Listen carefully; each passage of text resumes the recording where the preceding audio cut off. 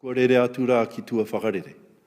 Mai te huku, mai te rāwhiti, mai te uru, mai te tonga. Ka puni puni mai rā e te hunga, kua rere atu rā ki tua whakarere, kua riro ki te pō. Nō reira, koutou e moi. Koutou e moi, whai atu rā ki te kāhui whetu. Kua moi, a mahuru mahana. Kua moi, te pūtahi nui o rehua. Kua moi, te rahi o pautūtera. O tia nō rā ka tai mai te takaurua, hei toho mō tātou, ka rewa atu rā amatariki, te mātahi o te tau. Te mātahi o te tau me ona hua. E tu atu rā tō tātou pirimia i pānui atu rā tōna reo kōkou atu rā. Ara, me ona tikanga, ara e pānui atu rā ki te iwi whānui. Ara o tātou o Aotearoa, ki tā o huri nei e. Nō reira kaore e te kūmero tēnei hei mihi whakatau ki a koutou, nau mai hara mai ki roto i o koutou whare. Te whare paremata o New Tirini, te whare paremata o Aotearoa. Nō reira, kei ngā raurangatira mā, tēnā koutou, kia ora tātou katoa. Ladies and gentlemen, I'd like to introduce you to your Master of Ceremonies this afternoon, tēnā koe, Dr. Richard Grant.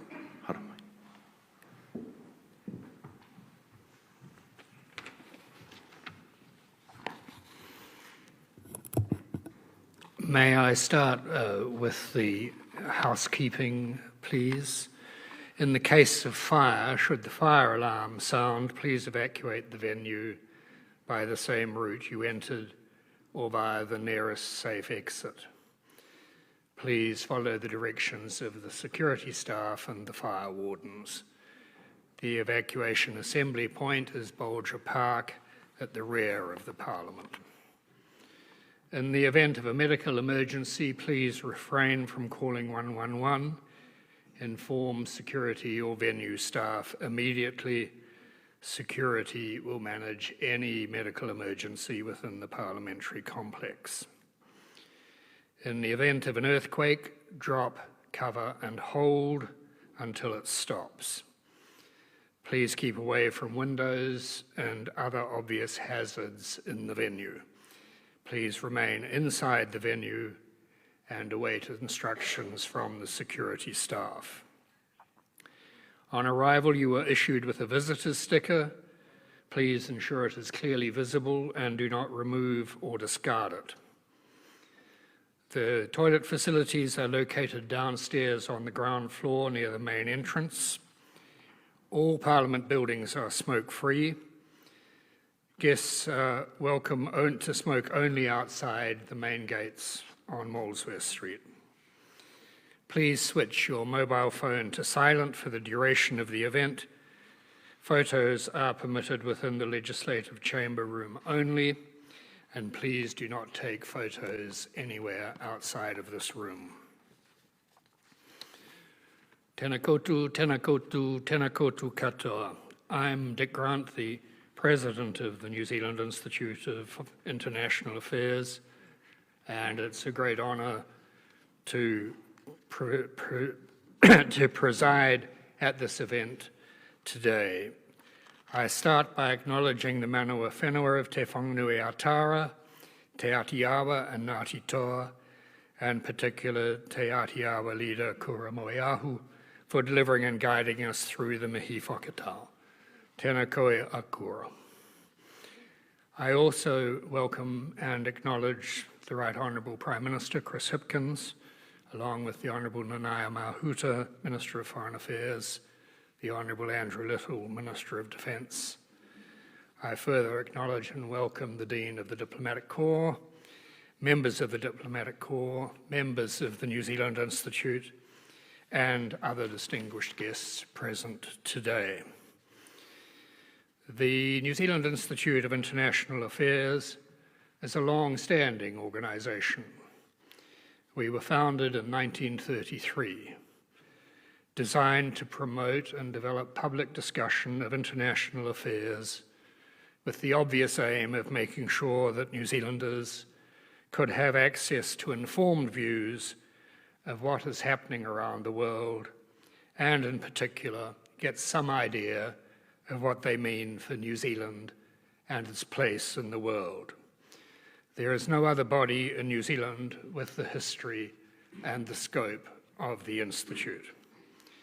So it is particularly important to the Institute that the Prime Minister has chosen to address us today, at a time when the world beyond our shores is particularly complex and troubled, offering a real challenge to democratic governments as they seek to steer a course of protection of their country's national interests.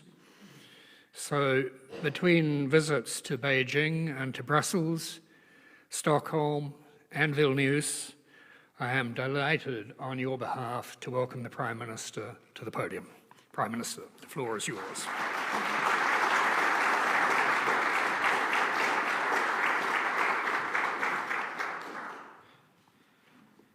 Ena mana, ena reo, e raurangatira mā, tēnā koutou, tēnā koutou, tēnā koutou katoa. Dr. Richard Grant, Chair of the New Zealand Institute of International Affairs, thank you for your welcome. Can I also acknowledge my ministerial colleagues, the Honourable Nanaia Mahuta, our Minister of Foreign Affairs, and the Honourable Andrew Little, our Minister for Defence. Members of Parliament, distinguished guests, can I acknowledge the Dean and members of the Diplomatic Corps, members of the New Zealand Institute of International Affairs, and everybody else who is here. Good afternoon, it's fantastic to be with you. Can I thank first the New Zealand Institute of International Affairs for co-hosting the speech here at Parliament. Today I want to take the opportunity, as has just been pointed out, between my international travels, to talk a little bit more about New Zealand's approach to a more unpredictable and complex world, to set out how our government is acting to protect and advance the safety and security of New Zealand and New Zealanders. And I want to do that by expanding on those recent international engagements that I've had and share some of the observations that I formed during those. I started as Prime Minister just over 6 months ago, at a time of significant strain, both domestically and internationally. The COVID years had had a chilling effect on global systems of commerce and diplomacy, and as they thawed, cracks emerged everywhere. The greatest global health emergency since the 1918 influenza pandemic was followed by the greatest global economic shock since the Great Depression. Russia's illegal invasion of Ukraine sparked a global energy price shock of a level not seen since the oil crisis of the 1970s. It's also had a major impact on global food supplies, and it's contributed significantly to the global inflationary pressures that we're seeing around the world. Meanwhile, diplomacy was left to largely happen by Zoom, and it did feel from time to time like the mute button was still on. The anxiety caused by COVID and border closures increased domestic and international tensions. Globally, we've seen the rise of political polarisation, a rise in more nationalist posturing, and a move away from political rationalism towards the fringe, often spurred along by mis- and disinformation. Anyway, that's a long way of saying that it's been a rather interesting 6 months for this boy from the hut. And certainly, it's been a very challenging 6 months in the job so far. Although I've only been in the role a short time, I have been focused on playing my part to strengthen and enhance the range of our existing relationships and to advance our trade opportunities. I firmly believe that in an increasingly volatile world, shoring up and strengthening our closest relationships is the key to our economic prosperity, to enhancing our national security, and to promoting domestic harmony. So if you came here today hoping that you were going to hear a radical departure in our foreign policy, I'm sorry to let you down. If anything, my approach in the international sphere is not that dissimilar to my priorities here at home, getting back to basics and dealing with the bread and butter issues that are in front of us.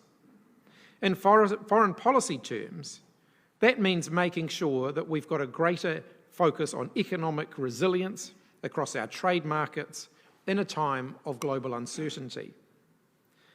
The more that I've been in this role, the more that I've seen firsthand the enormous benefits that our independent foreign policy, our role as an honest broker, and the importance of our close relationships all exist to help us enhance our prosperity and our security.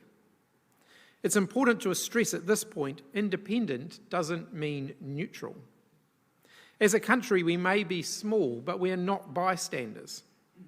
We chart our own course with decisions that are in our national interest. So I want to start today by reviewing some of those relationships and the enhancements that we've made this year. My first overseas trip as Prime Minister within weeks of becoming the PM was flying to Australia to meet with Prime Minister Albanese. Relationships matter. In both Australia and in Prime Minister Albanese, New Zealand has a close friend and ally. 2023 marks a number of special anniversaries in the Trans-Tasman relationship. 40 years of closer economic relations, the 50th anniversary of the Trans-Tasman travel arrangement, and 80 years of diplomatic relationships. I believe that the Trans-Tasman relationship is the strongest that it's been in decades. In particular for New Zealand, the acknowledgement by the Australian government of the corrosiveness of the 501 deportation issue and the establishment of a pathway to citizenship for New Zealanders in Australia were historic breakthroughs that successive New Zealand governments had been seeking to progress. For some time, these issues had been placing strain on an otherwise very strong and important relationship. But those tensions dissipated at the citizenship ceremony that I attended alongside Prime Minister Albanese in Brisbane just before Anzac Day. Australia opened its arms to the hard-working and law-abiding New Zealanders who have chosen to call Australia home. It was a special moment and it tightened the bonds between our two countries. We decided to celebrate in good Kiwi and Australian tradition with a barbecue. I'm proud of what Prime Minister Albanese and I have been able to achieve in a very short space of time, but there is much more that we want to do. We also work closely with our long-standing friend and partner, the United States. The US has been a long and pivotal partner, helping to set up and maintain the system of international rules and norms that helps keep New Zealand and our interests safe. It was great to meet with Secretary Blinken earlier this year, and of course my predecessor, Jacinda Ardern, met with President Biden at the White House late last year. In those meetings, we were able to welcome the increased US engagement in the Pacific and the wider Indo-Pacific region. For our part, we're actively engaged in processes such as the Indo-Pacific Economic Framework for Prosperity, a next-generation regional trade and investment initiative from the Biden administration. And we're hopeful that this will open up greater opportunities for economic engagement between our two countries and the region as a whole. When I announced my schedule for overseas travel this year, I said that I'd be placing trade at the forefront of my agenda. Expanding trade opportunities for New Zealand exporters is central to the government's economic recovery plan. Often trade agreements are only seen in the abstract, as pieces of paper with little impact on the regular, ordinary New Zealanders in the main streets of our towns and cities. But I see a direct link between our efforts internationally and helping Kiwis struggling with issues like the cost of living here at home. More trade means more sales for local businesses, whether they're the likes of Fonterra or Zespri, or a fledgling gaming company with just 20 employees, or an importer of electric vehicles. Trade helps to lift wages, it improves our balance of payments, and it makes the country and everybody in it wealthier. But vigilance is required as economic conditions tighten globally and locally. Making sure our eggs are spread across a range of baskets offers us a greater level of resilience and protection. So to support greater market diversification, since 2017, the government has secured or upgraded 7 different free trade agreements. 73.5% of our total exports will be covered by a free trade agreement once the European Union Free Trade Agreement comes into force. That's up from around 50% when we took office. Securing entry into force of the UK Free Trade Agreement was the primary goal of my visit to London in May. In a way, the UK Free Trade Agreement is somewhat of a full circle, with 99.5% of our current trade now able to enter duty-free into the UK through a combination of tariff elimination and duty-free quotas. Valued at up to $1 billion a year to our GDP, it's expected to boost our goods export to the UK by 50%. This access to what had previously been difficult and restrictive as a market was historic. While I was in London, I had a very warm meeting with Prime Minister Sunak at number 10. For me, the meeting was characterised by the ease of conversation and the strength of our alignment on so many issues, commonality forged over decades by government and people-to-people ties. Like with Australia, many New Zealanders will have lived and worked in the UK as I did. Many are descendants or have relatives there. And of course, for Māori, the relationship was forged through the Treaty of Waitangi and its rights and recognitions conferred by that. But it goes well beyond that too. While I was in the UK, I also met with our New Zealand Defence Force troops, who alongside the UK and other partners are training Ukrainian armed forces in the basics of warfare. It was humbling to be in the presence of these recent civilians who had joined the army to defend their country. Russia's invasion of Ukraine upended a long period of peace in Europe, and it's posed the most acute threat to the international rules-based system since World War II. So this visit not only strengthened my resolve in relation to the ongoing support that we must supply to Ukraine in order to defeat Russia, but also the absolute necessity of avoiding armed conflict wherever we can. Some of the men that I met that day may now no longer be with us. They were lawyers, teachers, builders, husbands, fathers, sons, innocents in a war that was not of their making. The government's provided significant diplomatic, military, and humanitarian assistance, and we will continue to play our part in supporting the people of Ukraine. We'll keep making targeted contributions where we can make the biggest difference. But alongside that, we also have to continue to fly the flag for peace, for conflict resolution, and for disarmament. In a world rushing to take sides on a range of conflicts, it's essential that New Zealand plays a role in avoiding polarisation. It's what we're good at, and it's what we're known around the world for. After all, our greatest foreign policy touchstones include our independence and our nuclear-free status. They're what help to open doors for us. They help us to act as honest brokers, and they ultimately keep us safer. In our first term in government, we instituted a foreign policy pivot, the Pacific Reset, shifting New Zealand's attention and resource to a greater degree to our own region. Arguably, for too long, our attention was further afield, and we paid too little attention to our relationships with our closest neighbours. New Zealand's place is firmly in the Pacific, and we've continued to broaden our focus on working in partnership with our Pacific neighbours. My trip to Papua New Guinea in May, to the United States Pacific Summit, gave me the opportunity to strengthen ties with our regional partners, but also to encourage others to play a bigger and more constructive role within the region. There are understandable concerns about increasing strategic competition in the Pacific region, and many of these are concerns that we share. However, in my first-hand conversations with Pacific leaders, the first topic is actually always the same. It's climate change.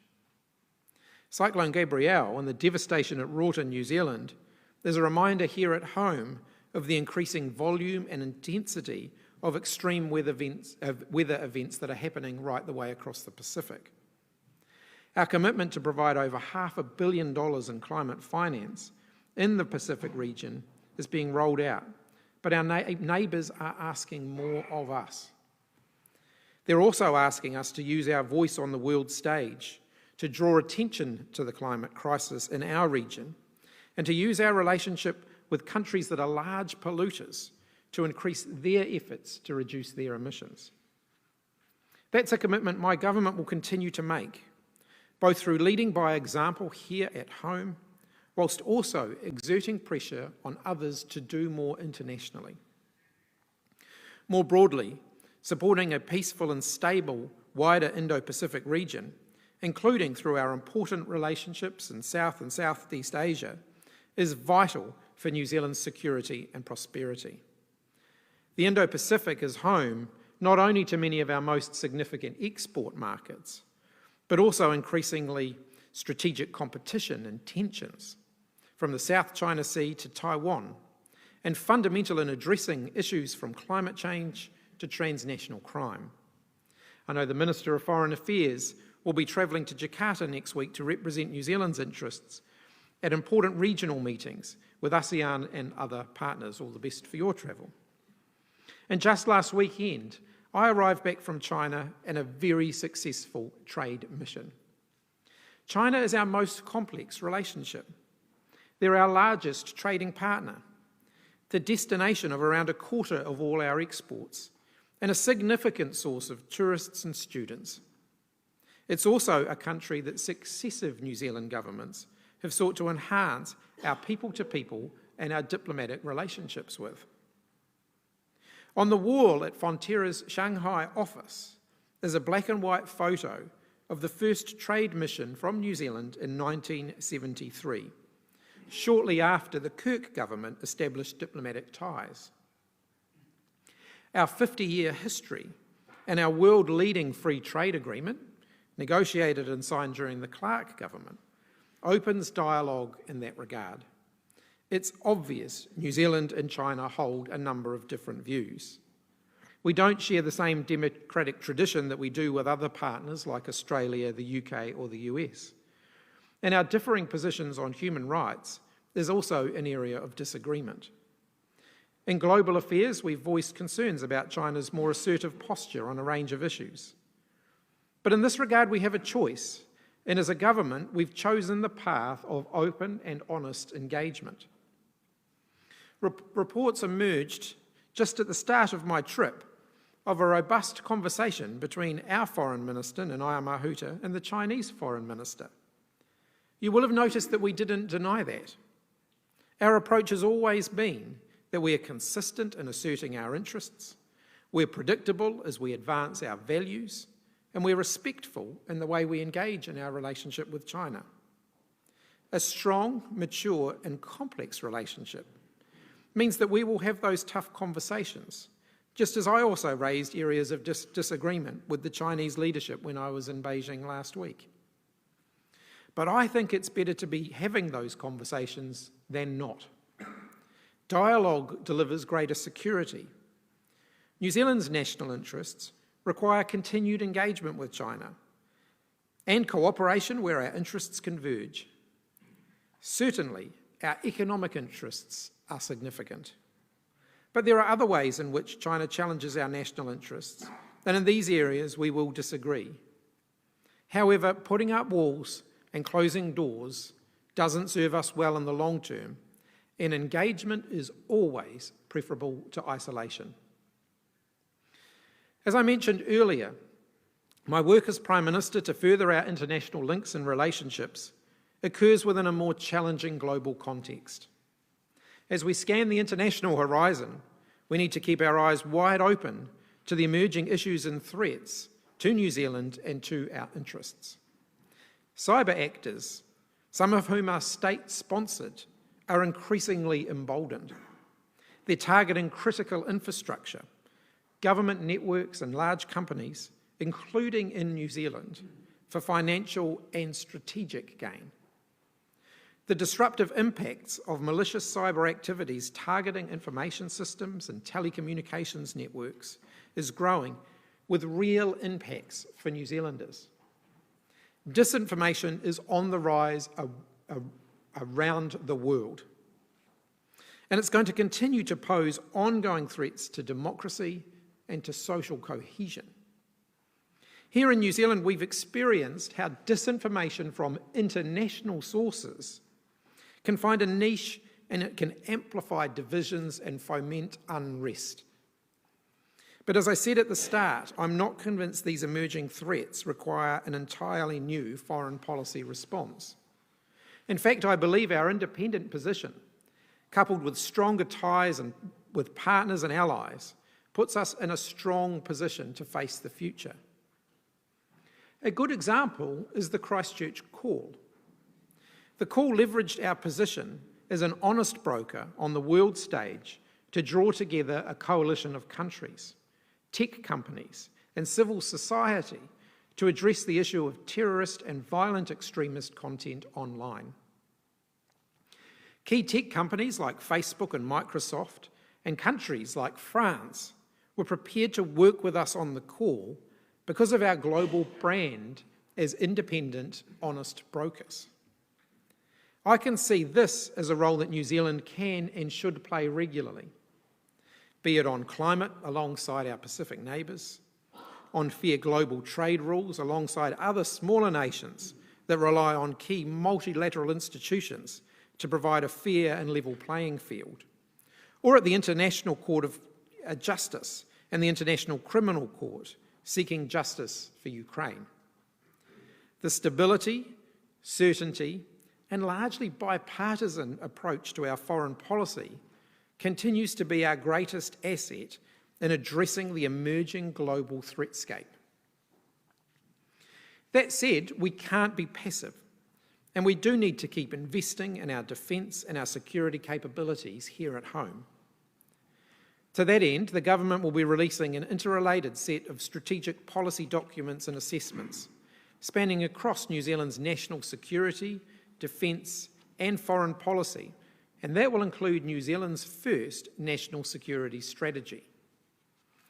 Taken together, these represent an important step in how we will protect our national security and advance our national interests in a more contested and a more difficult world.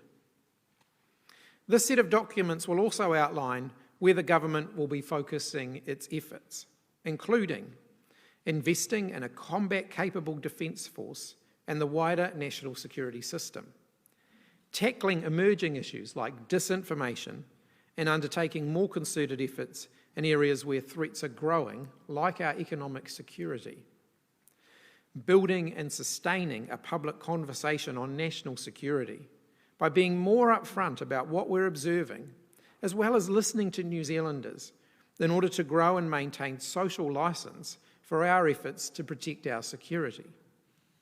Supporting Pacific resilience, providing development assistance, and continuing to work to bolster the security capacity of our Pacific neighbours.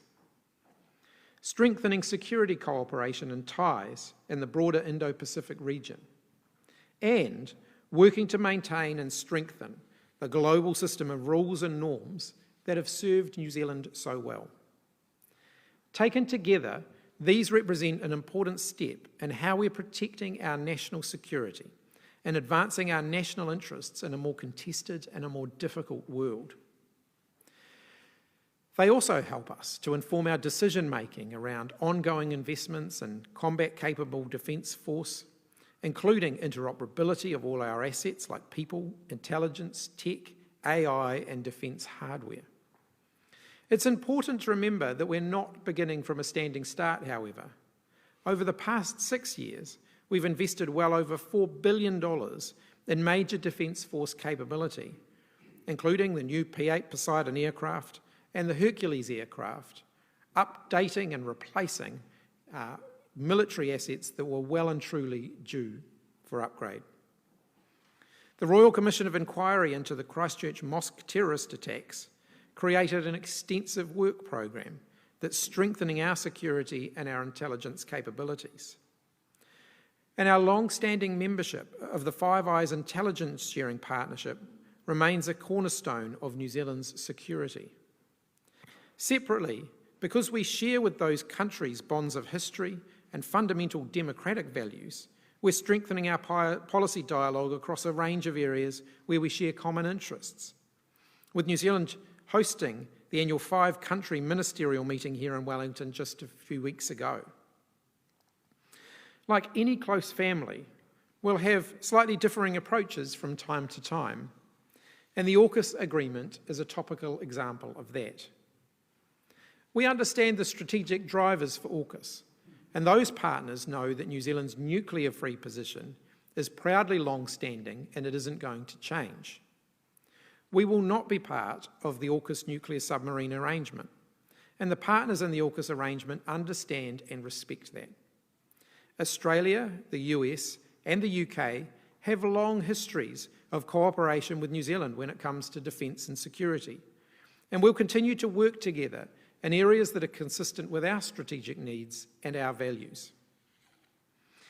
Later today, I'm flying to Brussels to sign the European Union Free Trade Agreement, another historic agreement reached by this government that unlocks immediate tariff savings of around $100 million a year when it enters into force, more than any past New Zealand free trade agreement, including the one with China.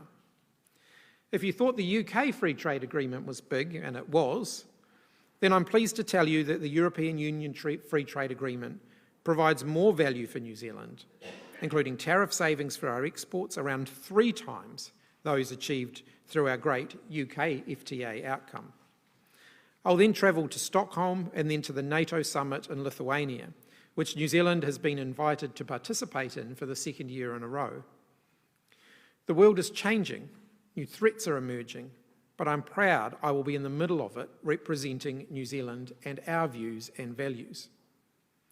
As I do so, I reflect that this is not new. New Zealand has a long and proud history of working on the world stage in support of international peace, stability, and security.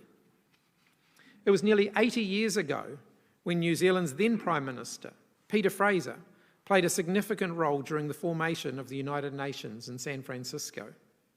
50 years ago, Norman Kirk sent the HMNZS Otago to protest French nuclear testing in the Pacific.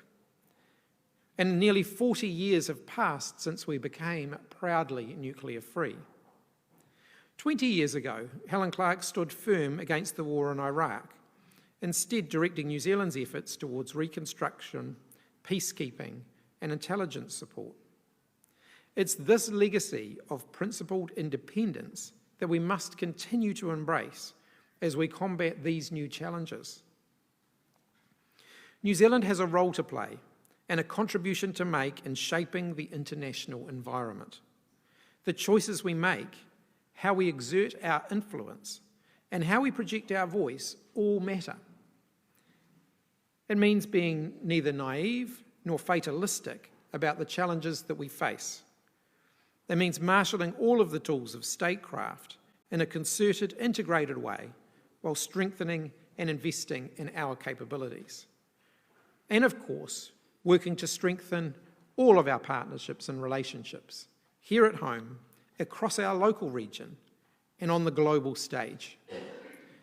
I believe we are the best little country in the world. I'm proud of our foreign policy heritage, and I'm committed to continuing our legacy on the world stage as a force for good. Nō reira, tēnā koutou, tēnā koutou, tēnā koutou katoa. Thank you.